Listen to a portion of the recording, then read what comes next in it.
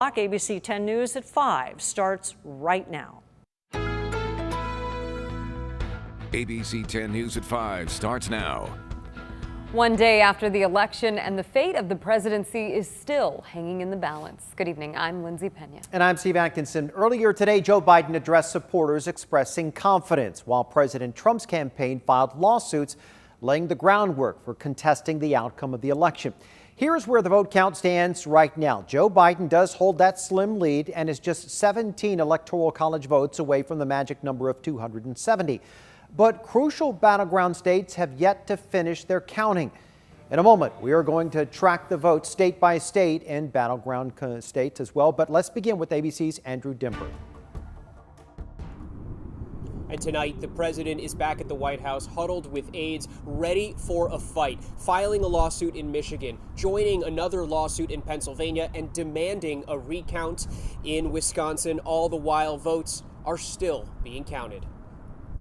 It's a race to the finish line, and the margin still razor thin in the states that could tip the scales in the 2020 election. As predicted for months, counting the record-shattering number of mail-in and absentee votes in battleground states is taking time, as anxious Americans wait to see who wins the White House. Although the race is still too close to project, last night both President Trump and Joe Biden securing several all-important wins. We are now projecting that Donald Trump will win the state of Ohio. We have another state to project, and it is the state of Virginia. It is going to Joe Biden. Biden addressing the nation this evening, not declaring victory, but saying he's confident he will win once the votes are counted. We, the people, will not be silenced. We, the people, will not be bullied. We, the people, will not surrender. My friends, I'm confident we'll emerge victorious. The Trump campaign, meanwhile, doubling down without evidence on cheating claims. Eric Trump saying the campaign plans to challenge the extended Pennsylvania vote count in court. Guys, this is fraud. This is absolute fraud. We met with all our lawyers. We are going to file suit in Pennsylvania. President Trump, however, again casting doubt on the election's integrity without evidence, demanding that no more votes be counted. We want all voting to stop. We don't want them to find any ballots at 4 o'clock in the morning and add them to the list, okay? Legal experts say the president can't stop the vote counting, and state officials are promising to count every valid vote. Our election clerks and our election workers have been working throughout the night to tabulate every vote and ensure that every vote is counted. Every legal vote will count. Biden is also holding on to much of the blue wall states, but there could be cracks. Trump is leading in Pennsylvania, but officials say there are millions more ballots to be tallied, and the U.S. Supreme Court ruled they have through Friday to count them. And tonight, Joe Biden's legal team saying that they are ready for whatever challenges President Trump throws their way. Reporting live tonight in Washington, D.C., Andrew Dimber, ABC News. Back to you. I'm Derek Saul in the 10 News Live Center. Right now, about a half dozen states, key battleground states, still too close to call. No state is closer than Nevada right now. Take a look at the numbers here. Joe Biden is leading Donald Trump by a razor-thin 7,647 votes. Swinging over to Georgia, that is the second closest race right now. Donald Trump has the advantage, only by about 47,000 votes there. In North Carolina, the advantage for Trump is 76,000 votes or so, and swinging down to Arizona, that advantage is about 92,800 votes. I had them counting there, but of course CNN took the live shot away. There's counting still very much underway in both Georgia and Arizona. Both of those states have promised that they're going to release batches of results later on tonight. In Arizona, we're expecting results from about 250 early and mail-in ballots from Maricopa County, very populated county there around Phoenix, in just about 1 hour. So that'll be very important to see. Now, you heard in the previous report, they talked about the lawsuits in some states and the recount request by the Trump administration in Wisconsin. A lot of people want to know, how often do recounts actually flip the result? Well, we're going in depth on the last 20 years of electoral history. We've been down this recount road before. In 2016, there was a recount in Wisconsin in the race between candidate Donald Trump and Hillary Clinton, along with partial recounts in Michigan and Nevada. Going into the Wisconsin recount, there were nearly 3 million total votes cast, and Trump led Clinton by 0.7%. After the recount, Trump had a net gain of 131 votes. That's tiny when you consider there were 22,000 votes separating Trump from Clinton. Recounts are rare, and election reversals are even rarer. Deb Otis is with Fair Vote, a nonpartisan group that advocates for electoral reforms. From 2000 to 2019, Fair Vote found there were 31 completed recounts in statewide races. Only 3 of those 31 recounts actually flipped the outcome of the race. Most recently, a 2008 race in Minnesota that made Al Franken a senator. In all 3 of these cases, the original margin heading into the recount was absolutely razor thin, less than 0.05%. We generally see a shift in votes during recounts on the order of a few hundred votes or maybe 1,000 votes. We're talking about recounts today because it looks like the Trump campaign wants to pursue a recount in Wisconsin. The margin in Wisconsin right now is around 20,000 votes. The most memorable recount was in the race between George W. Bush and Al Gore in Florida in 2000. That recount shifted the margin by 1,247 votes. That was significant in a race decided by just 537 votes, but the shift in the recount was still not enough to flip the outcome. The record for a recount shift is about 2,500 votes, which happened in Florida's 2018 Senate race won by Rick Scott, but it was also not enough to change the outcome. And taking a closer look here at Wisconsin, the margin is still about 20,000 votes with Biden in the lead. ABC News has projected it as a win for Biden. Now, under Wisconsin state law, candidates can request a recount if the margin is within 1%, and we are within that margin.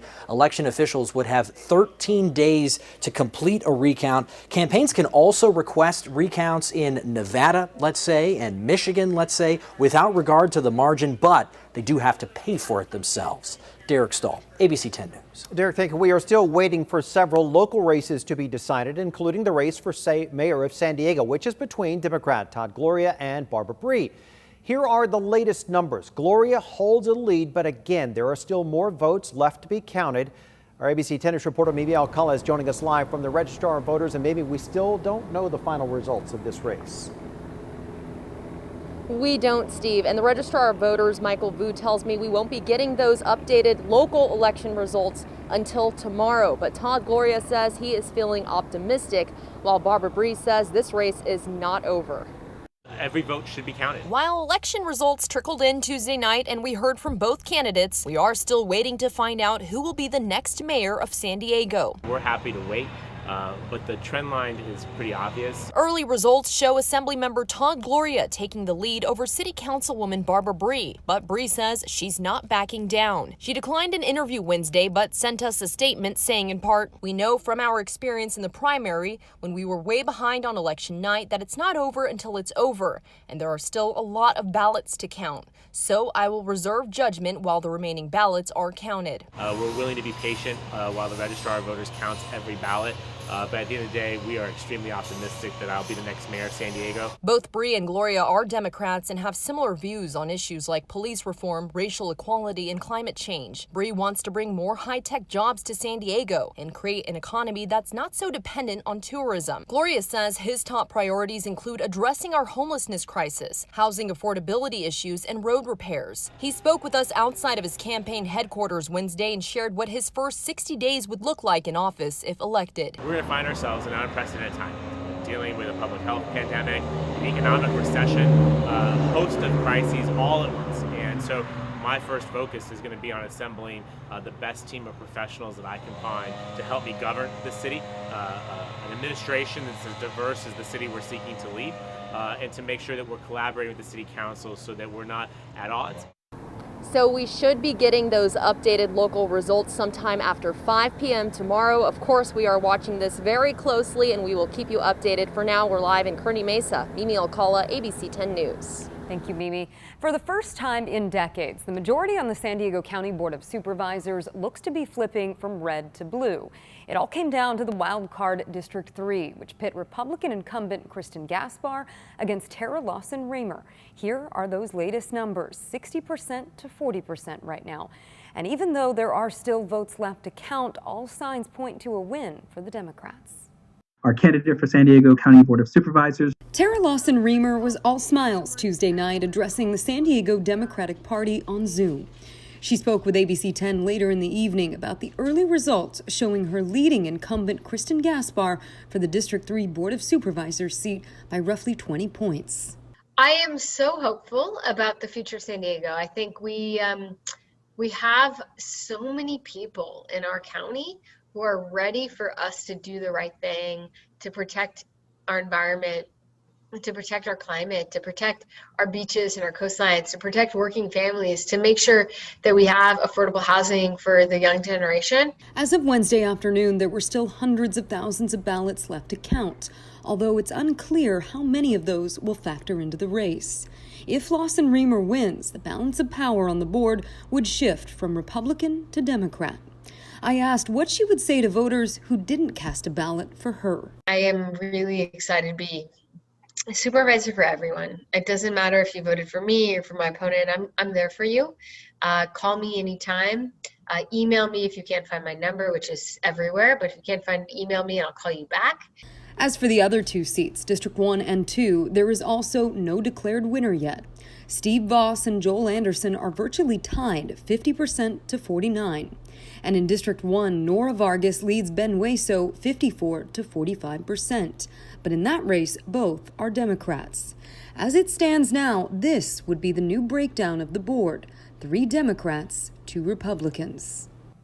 ABC 10 News did reach out to Supervisor Kristen Gaspar for comment, but did not hear back as of this broadcast. Another hot race we are closely watching is the 50th Congressional District. You can see the results right there. Darrell Issa leading right now at 52% to Amar Campanajar's 48%. The seat in the 50th District was left open earlier this year when Republican Duncan Hunter resigned after pleading guilty to a campaign fraud charge. And for more results and the latest updates as they come in, be sure to head to 10news.com and check out our Election 2020 section. All right, now to the latest on the coronavirus. San Diego County is moving towards the purple tier of the state's reopening plan. If things do not improve in the next week, the county will be forced to close nearly all of its non-essential indoor businesses starting next week. Our ABC 10 News reporter Laura Acevedo joins us on the story. So, Laura, what is pushing us towards this purple tier? Well, Steve, county officials say that it isn't one specific outbreak that is causing these high numbers. Instead, people that are letting their guard down, like not wearing their masks and not avoiding large gatherings as per the county health order. Now, right now, we are technically still in the red tier, but our numbers have increased so much that we are in the purple tier when it comes to our numbers. Now, our unadjusted case rate for the week increased to 8.7 and the adjusted rate to 7.4. Now, to stay in the red tier, we'd have to be below 7. So you can see both of those rates are higher than what is required. Now, the county says it is doing everything it can to stay out of the purple tier, like increase the testing and adding new testing sites, but they say they can only do so much if people don't follow the health guidelines. Now, County Supervisor Nathan Fletcher says that the increase in cases just caught up with us. We'll have to wait until next week to see what our numbers are next week, but it would take a significant change in trajectory given everything that we've been witnessing over the course of the last month in order for us to avoid that. Now, county officials were warning that this could happen for weeks now. A reminder that moving into the purple tier would mean that many businesses that are operating indoors right now would have to move back outdoors. This includes things like restaurants, places of worship, and gyms. Also, retail would have to reduce their indoor capacity to 25%. Reporting live, Laura Acevedo, ABC 10 News. Well, thank you. Here are the latest coronavirus numbers in San Diego County. 404 new cases were reported. That brings the total of local cases to 58,106. 3 more deaths were also reported. In total, 904 San Diegans have died from this virus.